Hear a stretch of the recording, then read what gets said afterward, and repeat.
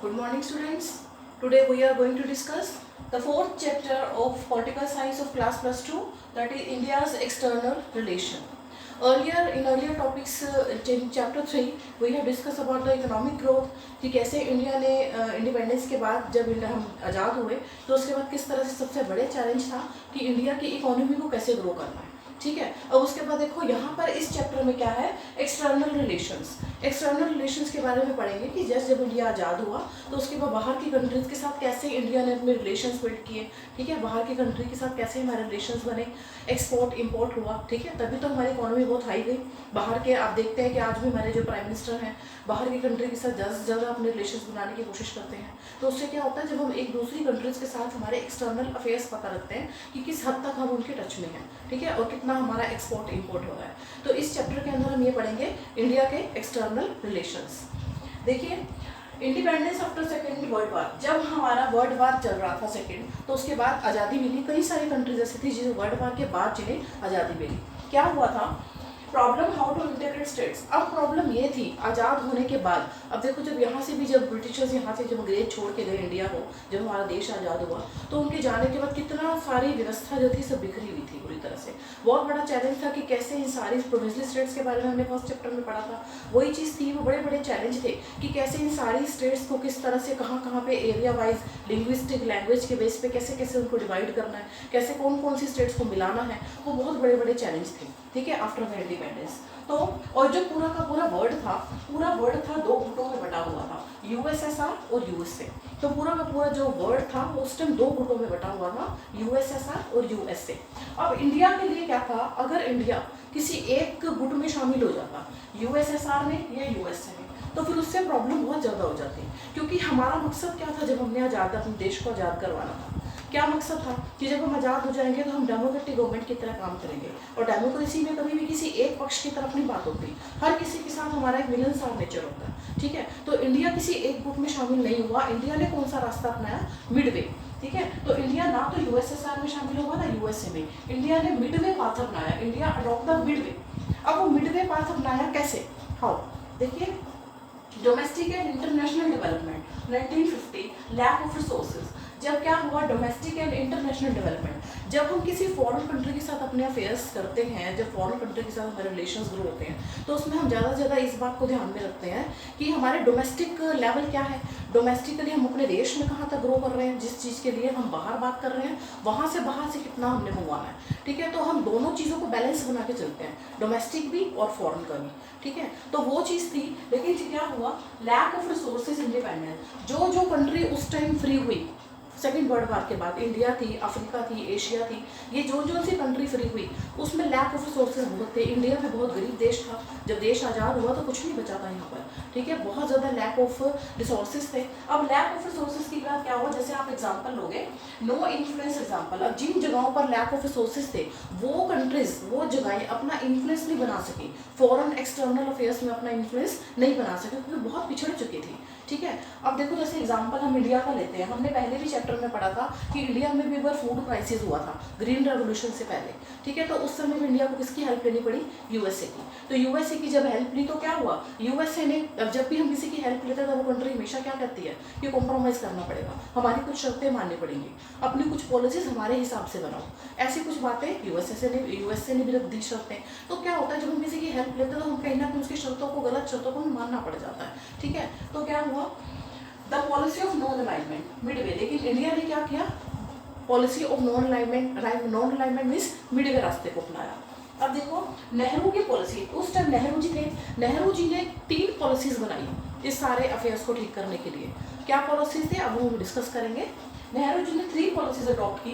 3 objective policy, integrated with Asia and Africa. सबसे पहले नेहरू जी ने क्या किया, integrated with Asia and Africa. Asia और अफ्रीका के अंदर रिसोर्सेज की बहुत कमी थी, तो नेहरू जी ने पहले एशिया और अफ्रीका के साथ इंटीग्रेटेड रिलेशंस बनाए, उनका पूरा साथ दिया। ठीक है, और फिर देखो प्रोग्रेसिव सॉवरेनिटी, और नेहरू जी क्या चाहते थे कि प्रोग्रेसिव सॉवरेनिटी हो, भाई हमारे जो सॉवरेनिटी है, हम अपने देश के, हमारे जो देश के धर्म है उसमें किसी भी चीज़ का, चाहे लैंग्वेज है, किसी और कंट्री का कोई इंटरफेयर नहीं होना चाहिए। ये हमारा अपना एक पर्सनल मैटर है हमारे इंडिया का, इसमें किसी और की इंटरफेरेंस नहीं होनी चाहिए। तो उन्होंने अपनी भी देश की आस्था को पूरा बनाए रखने का पॉइंट उनके माइंड में था। ठीक है, उसके बाद देखो प्रोटेक्ट टेरिटोरियल डिग्निटी, जितने टेरिटोरियल एरियाज है उसकी भी डिग्निटी बनी रहे, इंटीग्रिटी बनी रहे। ठीक है, उसके बाद देखिए प्रमोट रैपिड इकोनॉमिक डेवलपमेंट, वो तो माइंड में था ही, रैपिड इकोनॉमिक डेवलपमेंट करनी थी, आपने पहले पढ़ा था चैप्टर में, तभी तो फॉरेन एक्सटर्नल जो अफेयर्स थे उनको हम डेवलप करना चाह रहे थे, इंडिया भी।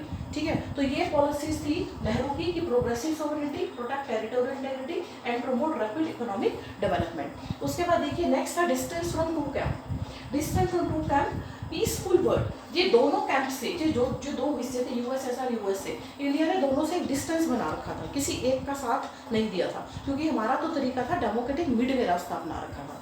तो वो क्या था, peaceful world, non alignment, reducing tension between. अब अगर हमारा मेन मुद्दा क्या था कि हमने पीसफुल, एक पीस, शांति के साथ वर्ल्ड के अंदर एक शांति बना के रखनी है। ठीक है, और अलाइनमेंट, नॉन अलाइनमेंट करते, अगर नॉन अलाइनमेंट होता मतलब कि अगर किसी एक का साथ दे देते उससे क्या होता, टेंशन क्रिएट होती। लेकिन क्या है कि इंडिया ने क्या किया, मिड डे रास्ता अपनाया, जिससे ये था कि इससे टेंशन कहीं ना कहीं रिड्यूस होगी between the contributed human resources to UN peacekeeping forces।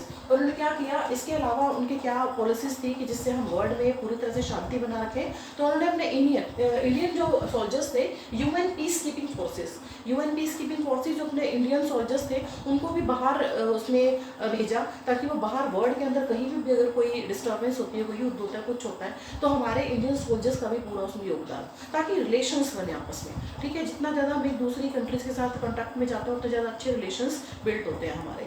उसके अलावा देखिए, but that balance was not always perfect. लेकिन हमें जो बैलेंस बना के रखते हैं ना, कि किसी एक ग्रुप में शामिल नहीं होते और अपना भी, हमारा सिस्टम अपनी कंट्री का भी ठीक रहे, बाहर के साथ भी हम पूरा उनका सपोर्ट करें, तो ये जो कई बार जो बैलेंस होता है, मिडवे रास्ता जो अपनाते हैं, हमेशा परफेक्ट नहीं होता, कई बार इसमें प्रॉब्लम्स आ जाती हैं।